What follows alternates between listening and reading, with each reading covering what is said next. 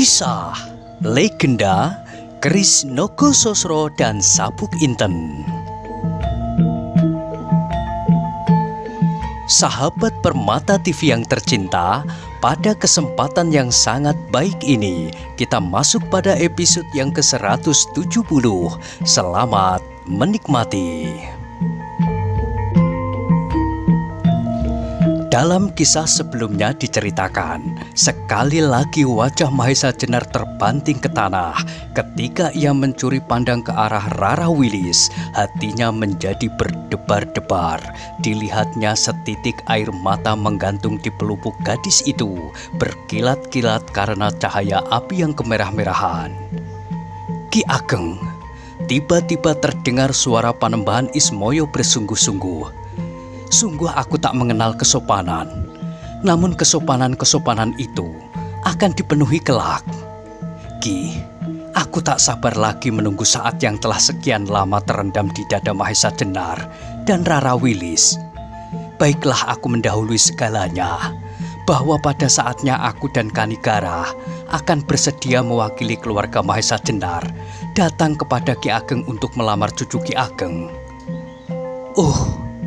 Orang tua dari Gunung Kidul itu mengangguk-angguk. Telah lama aku menyediakan diri untuk menerima lamaran itu. Kembali suasana menjadi sepi hening. Sekali lagi wajah Panembahan Ismoyo menyapu api yang sudah hampir padam. Kemudian setelah menarik nafas panjang, Panembahan itu berkata, "Marilah kita soang-soangan untuk sementara. Aku akan kembali ke Karang Tumaritis. Kalian agaknya sudah ditunggu-tunggu oleh rakyat Banyu Biru." Kemudian kepada Mahesa Jenar Panembahan berkata, "Setiap saat kau dapat datang kepadaku bersama-sama dengan Kebu Kanigara, dan setiap saat kau dapat mengajak aku ke Gunung Kidul. Jangan terlalu lama menunggu. Sesudah itu, baru kau pikirkan bagaimana kau akan menyerahkan Karebet bersama Kiai Nogososro dan Kiai Sabuk Inten, yang untuk sementara biarlah aku simpan dahulu." Mahesa Jenar mengangguk hormat. Jawabnya dengan penuh perasaan, "Terima kasih Panembahan." Kepada Ki Ageng Pandan Alas, Panembahan Ismoyo berkata, "Ki Ageng dapat menyediakan lembu, kambing dan ayam sejak sekarang. Kami akan segera datang." Terima kasih, jawab Ki Ageng Pandan Alas sambil tertawa. Panembahan tua itu akhirnya berjalan perlahan-lahan meninggalkan mereka, sama sekali tidak menunjukkan kesaktiannya, sebagaimana apabila ia sedang mengenakan jubah abu-abu dan rona di wajahnya. Ia tidak lebih dari seorang panembahan tua yang berjalan tertatih-tatih di antara batang-batang ilalang dan batu-batu yang terendam air. Namun beberapa langkah kemudian Panembahan itu berhenti dan berkata kepada Mahesa Jenar, "Tak perlu orang-orang lain mengetahui bahwa masalah Kiai Nogososro dan Kiai Sabuk Inten telah hampir mendapat pemecahan. Tak perlu kau bercerita tentang anak nakal itu kepada siapapun. Keris-keris itu kini tak usah kalian persoalkan lagi. Pada saatnya ia akan muncul kembali bersama-sama dengan Kiai Sangkelat yang kini telah berada di tangan Karebet. Dan kaulah salah seorang yang paling berjasa dalam usaha penemuan keris-keris itu. Satu-satunya orang selain kalian yang berada di sini hanyalah Ki Ageng Gajah Sora yang boleh mendengarnya." Mahesa Jenar mengangguk dalam-dalam sambil menjawab, "Baik Panembahan. Seluruh isi istana akan berterima kasih kepadamu." Panembahan itu bergumam perlahan-lahan, kemudian ia meneruskan perjalanannya kembali. Mahesa Jenar, Kebu Kanigara dan orang-orang lain masih saja berdiri mematung, mengawasi punggung Panembahan Ismoyo. Ketika mereka melihat orang tua itu menyusup alang-alang yang lebat, maka hati mereka terguncang. Apalagi mereka yang belum mengenal siapakah sebenarnya Panembahan tua itu. Bahkan terdengarlah Widuri berbisik, "Ayah, kasihan Panembahan. Tidakkah ayah mengantarkannya sampai ke Karang Tumaritis?" Kepu Kanigara dan Mahesa Jenar tersenyum di dalam hati. Gadis itu tidak akan berkata demikian seandainya ia tahu bahwa Panembahan Ismoyo adalah pasingsingan sepuh yang dahulu pernah bergelar Pangeran Buntara. Sebenarnya Ki Ageng Pandan Alas pun menjadi heran bahwa Kepu Kanigara yang menjadi salah seorang pututnya dan bernama Putut Karangjati itu membiarkan orang setua Panembahan Ismoyo menempuh perjalanan sendiri ke Karangtumaritis, jarak yang tidak terlalu dekat dari Banyu Biru. Tetapi orang tua itu berpikir jauh, kalau tak ada sesuatu sebab, pastilah Kepu Kanigara tak berbuat demikian, dan bahkan Panembahan itu pasti akan minta kepada pututnya untuk mengantarkannya. "Ayah," terdengar Endang Widuri mengulangi kata-katanya. "Apakah ayah tidak mengantarkannya? Kasihan Panembahan," desis Kepu Kanigara. Kemudian kepada Widuri ia berkata, "Antarkanlah Widuri, aku masih mempunyai kepentingan di Banyu Biru. Aku akan tinggal di sini." Widuri mengerutkan keningnya. "Kenapa aku? Selain aku kaulah yang terdekat," jawab Kanigara. "Emoh," sahut Widuri sambil menggeleng. "Kalau begitu, marilah kita bersama mengantarkan Panembahan," sambung ayahnya. Widuri kemudian bersungut-sungut sambil menjawab, "Aku belum melihat Banyu Biru dalam suasana yang berbeda seperti kemarin." "Besok kita kembali ke Banyu Biru," desak ayahnya. "Emoh ah," Widuri menggeleng lebih keras. "Aku mau tinggal di Banyu Biru." "Apa kepentinganmu di sini?" bertanya ayahnya. Tiba-tiba Widuri terdiam. Apakah kepentingannya di Banyu Biru? Terasa betapa beratnya meninggalkan tanah perdikan ini. Apakah karena bukit-bukitnya yang berjajar-jajar seperti benteng raksasa? Apakah karena rawa bening yang berkilat memantulkan cahaya matahari di siang hari dan memantulkan cahaya bulan dan bintang-bintang di malam hari? Tiba-tiba ia mendengar ayahnya tertawa. Widuri terkejut. Dan tahulah ia bahwa ayahnya tidak bersungguh-sungguh menyuruhnya mengantarkan Panembahan Ismoyo. Dan tahulah ia bahwa ayahnya sedang menggodanya. Tiba-tiba wajahnya menjadi merah, serta merta dicubitnya lengan ayahnya keras-keras. "Jangan Widuri," ayahnya berdesis. Cubitan Widuri memang sakit, tetapi justru karena itu orang-orang lain pun mengetahuinya. Bahkan kemudian Wilis menggodanya pula. "Apakah di Banyu Biru ada yang mengikatmu, Widuri?" "Ada," sahut Widuri sambil memiringkan bibirnya. "Siapa?" desak Wilis. "Jakasoka," jawabnya. Dan yang lain pun tertawa pula meskipun Widuri masih bersungut-sungut. Sesaat kemudian Kepu Kanigara berkata, "Biarkanlah Panembahan Ismoyo pulang sendiri. Tak akan ada bahaya yang mengancamnya. Dan marilah kita temui Ki Ageng Gajasora." Seperti orang tersadar dari mimpi, mereka sekali-kali memandang ke arah api yang hampir padam. Sesaat kemudian mereka pun segera mendapatkan kuda-kuda mereka, lalu meloncat ke punggungnya. Mereka kini tidak perlu berpacu lagi. Meskipun demikian, kuda-kuda itu pun berlari cukup cepat. Banyak persoalan yang berputar-putar di kepala Rara Wilis dan bahkan di dalam hati Ki Ageng Pandan Alas. Bagaimana kedua keris itu tiba-tiba saja ada di tangan Panembahan Ismoyo. Mereka telah pernah mendengar cerita Mahesa Jenar, apalagi Ki Ageng Pandan Alas. Sesaat setelah keris itu hilang, Mahesa Jenar dan Gajasora segera mendapatkannya di alun-alun Banyu Biru dan mengatakan bahwa sepasang keris itu diambil oleh seseorang yang mengenakan jubah abu-abu.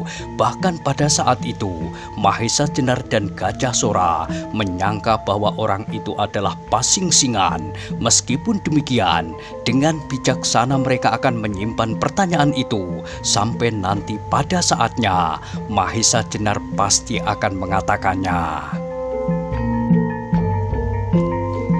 Beberapa saat kemudian, Ketika Mahesa Jenar menoleh ke lereng bukit Telamaya, dilihatnya api sudah tidak berdaya lagi untuk merambat ke barat. Asap putih kemerahan masih tampak mengepul tinggi, kemudian pecah berserakan ditiup angin malam yang lemah. Sehelai-helai asap itu masih nampak mengalir ke selatan, menghantam bukit. Api telah padam, desisnya. Yang lain pun memandang sesaat ke lereng. Sebuah lapangan hitam merah menganga di kaki bukit Telamaya. Bekas-bekas api itu tampak seperti sebuah luka parah yang menempel di tebing bukit. Ketika mereka sudah mendaki lebih tinggi lagi, sampailah mereka ke tempat orang-orang Banyu Biru berkumpul setelah mereka berjuang menebas perdu dan alang-alang, serta mengalirkan parit ke lereng bukit. Ketika Mahesa Jenar melihat Wana Mertatua berdiri bersandar tangkai pacul, maka segera disapanya. Pekerjaan paman ternyata berhasil. Wana Merta menoleh, sambil mengatur nafasnya ia menjawab, "Ah, bukan pekerjaanku, pekerjaan kita semua." "Ya," sahut Mahesa Jenar, "pekerjaan kita semua." "Dari manakah anak mas tadi?" Wana Merta bertanya.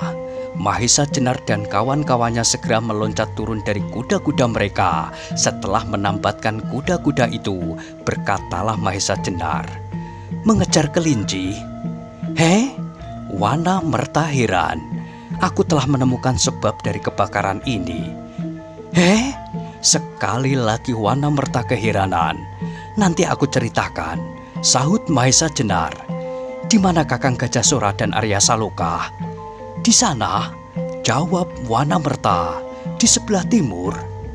"Aku ingin menemuinya," kata Mahesa Jenar sambil melangkah. "Nanti dulu." Tiba-tiba Wana Merta berteriak, "Siapa?" "Kakang Gajah Sora," jawab Mahesa Jenar. "Gajah Sora? Gajah Sora?" Orang tua yang gemuk itu bergumam. "Oh." Tiba-tiba Wana Merta seperti disengat ke lapang. "Ya, tadi aku melihatnya. Tadi aku sudah bercakap-cakap dengan Ki Ageng." Wana Merta mengingat-ingat. "Tetapi, bukankah Ki Ageng berada di Demak?" "Sudah pulang," jawab Mahesa Jenar pendek. "Ya, sudah pulang. Aku sudah melihatnya," ulang Wana Merta. Dan tiba-tiba saja orang tua itu melemparkan paculnya. Dengan meloncat-loncat ia berlari kencang-kencang ke arah timur. Terdengarlah ia berteriak-teriak, "Hei, Ki Ageng Gajah Sora telah kembali." Laskar Banyu Biru yang baru saja datang dari Pamingit tidak terkejut. Mereka telah menemui kepala daerah yang mereka suyuti. Namun bagi mereka yang tinggal di Banyu Biru, teriakan itu seakan-akan mengetuk-ngetuk hati mereka keras sekali. Mahesa Jenar dan kawan-kawannya pun segera mengikuti arah Ki Wana Merta, menyusup di antara orang-orang Banyu Biru yang masih berdiri di sana-sini dengan alat-alat di tangan mereka.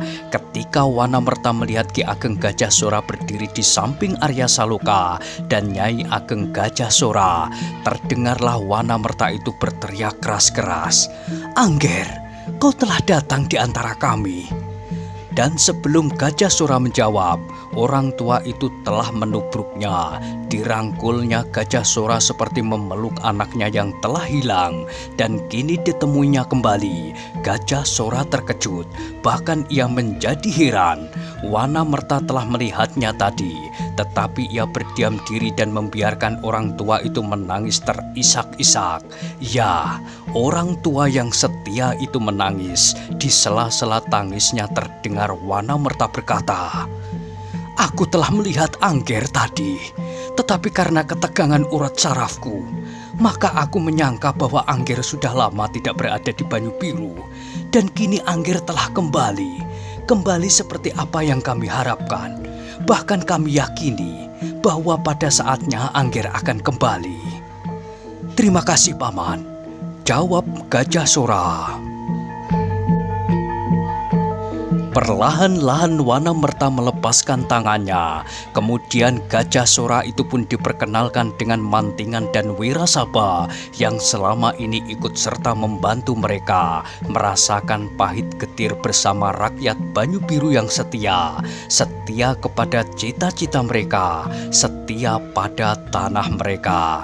Kini semua sudah berlalu. Tak ada persoalan lagi antara Pamingit dan Banyu Biru. Tak ada persoalan lagi antara Banyu Biru dan gerombolan-gerombolan liar yang dikemudikan oleh orang-orang sakti yang berilmu nasar.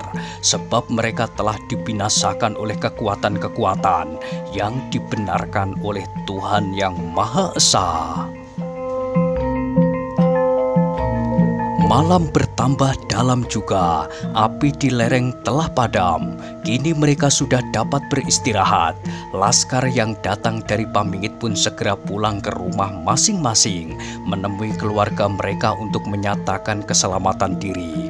Beberapa orang terpaksa berkabung karena kehilangan sanak kadang mereka. Namun mereka yakin bahwa arwah-arwah mereka itu akan diterima oleh Tuhan yang Maha Pengasih, sebab mereka gugur dalam perjuangan untuk menegakkan rasa cinta kasih sesama, rasa cinta kasih kepada Tuhannya. Yang akan datang adalah hari esok yang penuh dengan kerja, memperbaiki tanggul yang jebol, menanami kembali lereng-lereng bukit yang gundul untuk menahan arus air hujan. Namun kerja itu akan dilakukan dengan hati yang cerah di hari-hari yang cerah pula. Ketika matahari pada keesokan harinya memancarkan cahayanya yang lembut menyentuh permukaan rawa pening, sibuklah orang-orang Banyu Biru dengan kerja masing-masing. Wajah-wajah mereka yang riang menggambarkan isi hati mereka yang terang. Mereka telah merencanakan untuk menyelenggarakan suatu wiwahan sebagai pernyataan syukur kehadapan Tuhan yang Maha Pengasih yang telah melimpahkan cinta kasih-Nya kepada rakyat Banyu Biru. Di pendopo rumah kepala daerah Tanah Perdikan Banyu Biru, berdirilah seorang anak muda yang gagah, berdada bidang, berwajah jernih. Ia kini tidak lagi mengenakan pakaian yang lungset kumal, namun kini ia telah pantas disebut sebagai putra kepala daerah Perdikan Banyu Biru. Dengan wajah yang cerah, ia melihat betapa rakyatnya sibuk mempersiapkan hari yang akan mereka rayakan bersama. Beberapa orang memasang janur-janur kuning dan yang lain membuat obor-obor yang besar. Tiba-tiba hatinya bergetar ketika ia melihat seorang gadis duduk di tangga gandok kulon. Gadis itu pun berwajah cerah secerah matahari. Tanpa disadarinya, selangkah demi selangkah, ia pergi menemui gadis itu. "Bukankah kau ingin melihat rawa pening?" ajak Arya Saloka. Gadis itu tersenyum. Segera ia berdiri, namun kemudian wajahnya menjadi kemerah-merahan. Sambil duduk kembali ia menggeleng. "Nanti Kakang, ayah sedang mandi. Kita pergi bersama," ajak Arya Saloka. Widuri menggeleng. Tiba-tiba saja timbullah perasaan malu di dalam dadanya. Perasaan yang selama ini tak pernah mengganggu dirinya. Karena itu ia menjawab, "Aku menunggu ayah." Arya Saloka menjadi heran. Gadis itu telah mengalami suatu perubahan di dalam dirinya, tetapi Arya Saloka tidak mengetahuinya.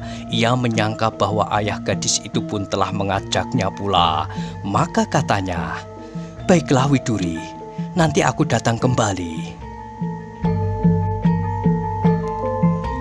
Dan Arya Saloka pun perlahan-lahan melangkah pergi. Kembali ia menemani kerja rakyatnya, tak mengenal lelah, perlambang dari kemauan mereka di hari-hari yang akan datang. Kerja keras untuk menyongsong hari-hari yang bahagia bagi anak cucu mereka. Gemah Ripah Loh Jinawi, Toto Tentrem Kerto Raharjo.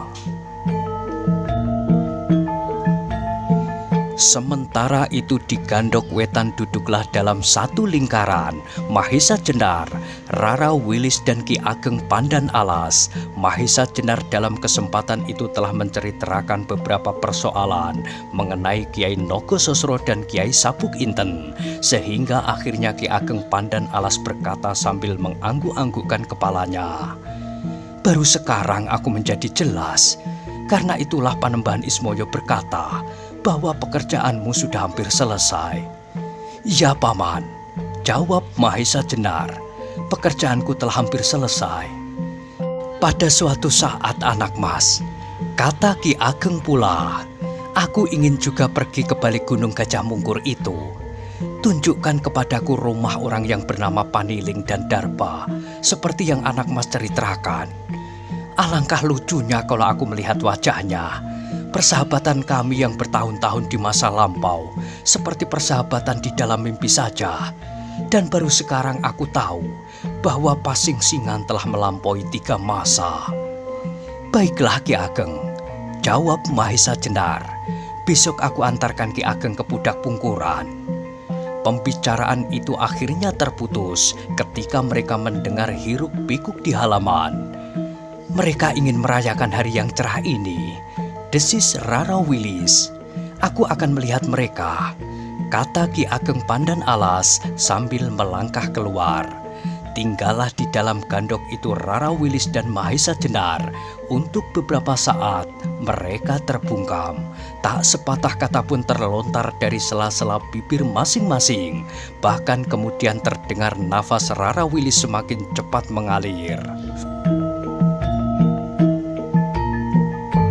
Akhirnya, setelah suasana Gandok Wetan itu hening sejenak, terdengarlah Mahesa Jenar berkata, "Adakah kau ingin kembali ke Gunung Kidul?" Rara Wilis mengangguk lemah, katanya, "Aku mempunyai beberapa keinginan, tetapi bukan akulah yang akan menentukan." "Kita tentukan bersama-sama," jawab Mahesa Jenar. Rara Wilis tersenyum, katanya, "Terserahlah kepada Kakang." "Wilis," tiba-tiba Mahesa Jenar berkata bersungguh-sungguh, "aku akan selalu mendekati keris-keris Kiai Nogososro dan Kiai Sabuk Inten. Bagaimanakah kalau kita kemudian untuk sementara tinggal bersama-sama Panembahan Ismoyo di Karangtumaritis sebelum aku menyerahkannya kembali ke Demak bersama-sama Jakatingkir?" "Terserahlah kepada Kakang. Tempat itu menyenangkan juga, tenang dan tentram." Kembali mereka berdiam, namun di angan-angan mereka terancamlah harapan bagi masa depan mereka. Bukan karena mereka akan mendapat hadiah dan kedudukan, namun karena hati mereka yang telah bertemu dan berpadu setelah sekian lama berjuang untuk mengabdikan diri mereka kepada tugas-tugas mereka.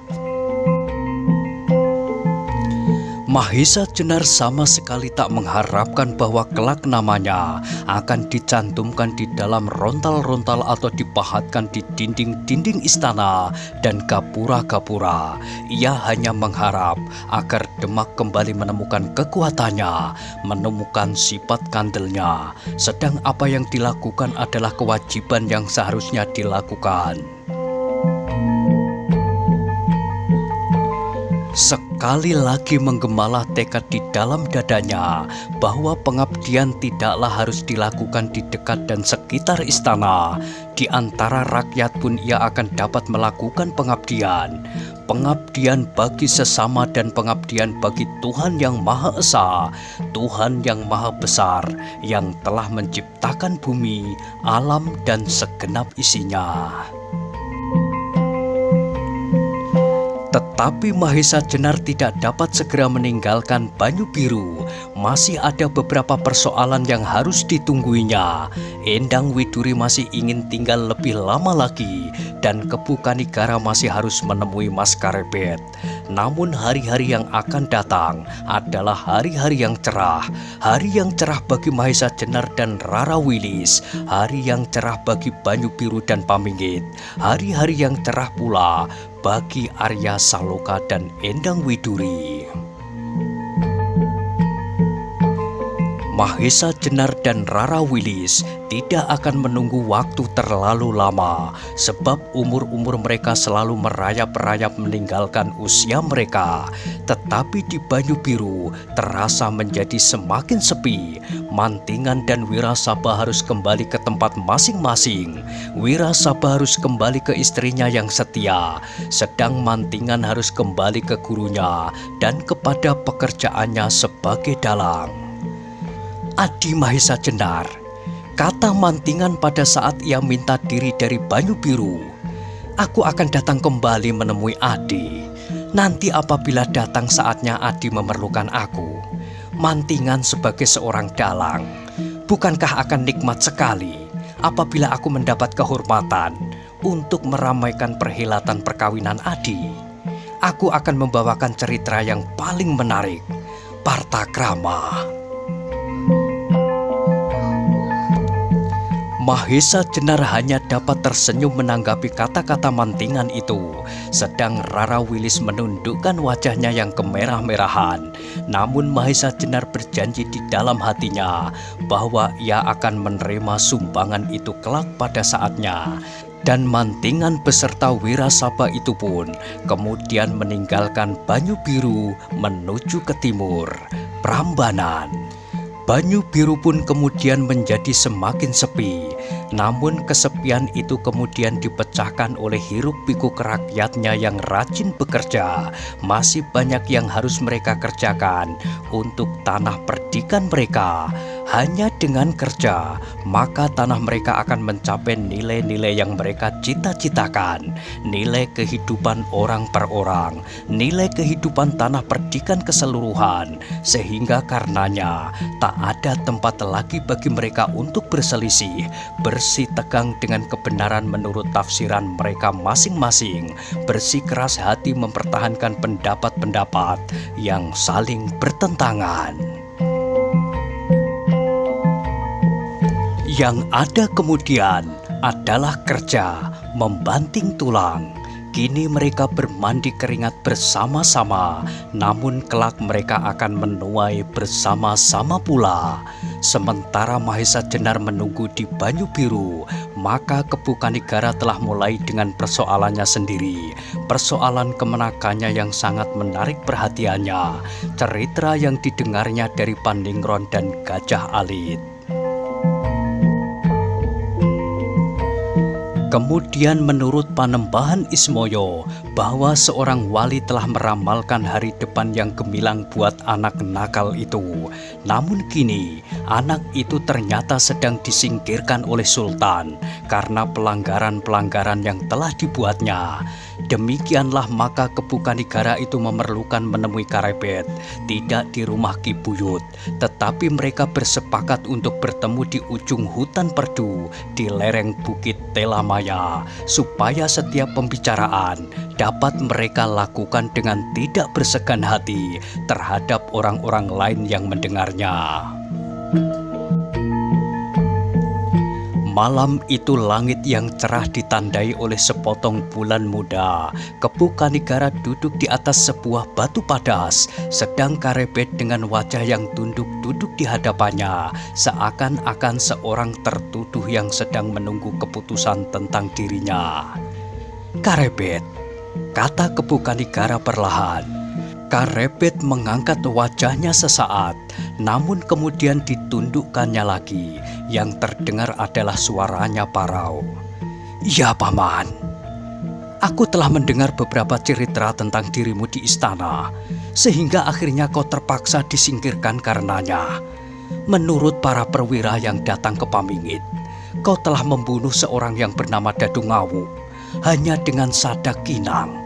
Namun dari pancaran senyumnya, aku dapat membaca bahwa bukan itulah yang telah kau lakukan. Nah, sekarang aku ingin tahu, apakah sebabnya kau diusir dari istana?" Wajah Mas Karebet menjadi semakin dalam, dadanya berdebar-debar semakin lama semakin cepat, sehingga kemudian mulutnya malahan menjadi serasa terbungkam. "Katakanlah, Karebet," desak Kepu Kanigara. Karebet menarik nafas dalam-dalam, untuk menenangkan hatinya. Kemudian dengan ragu-ragu ia menjawab, "Bukan semata-mata salahku, Paman." Kembali Karebet terdiam dan kembali Kepu Kanigara mendesaknya. "Apa yang terjadi?" "Sikap Putri Sultan terlalu baik kepadaku," jawab Karebet terbata-bata. "Lalu, aku pun bersikap baik kepadanya," jawab Karebet. "Hanya itu?" Karebet mengangguk. "Ya." Karebet terkejut ketika pamannya membentaknya. "Hanya itu?" "Oh tidak, Paman," sahut Karebet cepat-cepat. "Lalu?" "Pergaulan kami menjadi semakin baik," jawab Karebet. "Mula-mula aku mengharapkan lebih dari itu, tetapi ternyata perasaan kami masing-masing berkehendak lain. Tetapi ternyata Sultan tidak senang melihat pergaulan itu. Agaknya karena aku tidak lebih dari seorang lurah tamtama pada waktu itu. Kau tahu bahwa Sultan tidak berkenan di hatinya." Karebet mengangguk. "Tetapi kesalahan itu masih kau lakukan?" Karebet menjadi bingung, tetapi ketika Kepu Kanigara mengulangi pertanyaannya, maka jawabnya, "Ya, tetapi bukan maksudku. Aku mencoba untuk menjauhinya. Tetapi setiap kali kami selalu bertemu, aku dalam tugasku sebagai seorang tamtama, sedang Putri Sultan itu, entahlah apa saja yang dilakukan di luar Kaputren." Kepu Kanigara mengangguk-anggukkan kepalanya. Ia mempercayai sebagai cerita kemenakannya, namun ia tahu pula sifat-sifat anak itu. Kemudian terdengar kemenakannya itu berkata pula, "Kemudian akulah yang menerima akibat dari pergaulan kami itu. Sultan marah kepadaku, sehingga akhirnya aku dipindahkannya." "Kau tidak mengatakan sebenarnya apa yang terjadi kepada Sultan?" "Aku telah mencoba," jawab Karebet. "Tetapi ada orang ketiga yang berkepentingan dengan keputusan Sultan itu." Kepu Kanigara mengerutkan keningnya. "Siapa?" "Tumenggung Prabasemi." Kembali Kepu Kanigara mengangguk-anggukkan kepalanya. Katanya, "Apakah kepentingannya?" Pertanyaan itu telah menghanyutkan Mas Karebet itu ke dalam suatu kenangan yang pahit.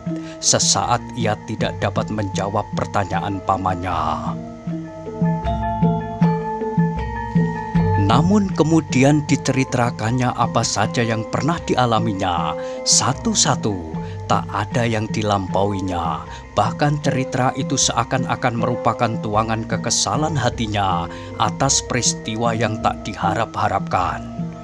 "Aku tidak menyangka bahwa Tumenggung itu akan berbuat sampai sedemikian jauh," kata Karebet. "Kau kenal orang itu baik-baik?" "Ya, aku kenal Tumenggung Prabasemi dengan baik. Seorang Tumenggung yang masih muda, namun karena kesaktiannya, ia cepat dapat menempati tempatnya yang sekarang. Seorang perwira tamtama yang gagah perkasa. Apa yang sudah dilakukannya?" Karebet terdiam sesaat. Dicobanya untuk mengingat-ingat peristiwa-peristiwa yang pernah terjadi itu. Dan peristiwa-peristiwa itu seakan-akan kini terulang kembali. Peristiwa demi peristiwa, mulai dari permulaan sekali. Pada saat itu, pergaulan Karebet dengan Putri Sultan itu belum diketahui oleh siapapun. Mereka masih dapat merahasiakan getaran-getaran perasaan mereka. Namun pada suatu ketika, masuklah orang yang bernama Tumenggung Prabasemi itu ke dalam lingkaran pergaulan mereka. Sejak Tumenggung itu pada suatu saat bertemu dengan Putri Sultan yang cantik itu. Nah, bagaimanakah kisah selanjutnya? Silahkan ikuti terus kisah legenda Keris Nogo Sosro dan Sabuk Inten pada episode berikutnya. Sampai jumpa.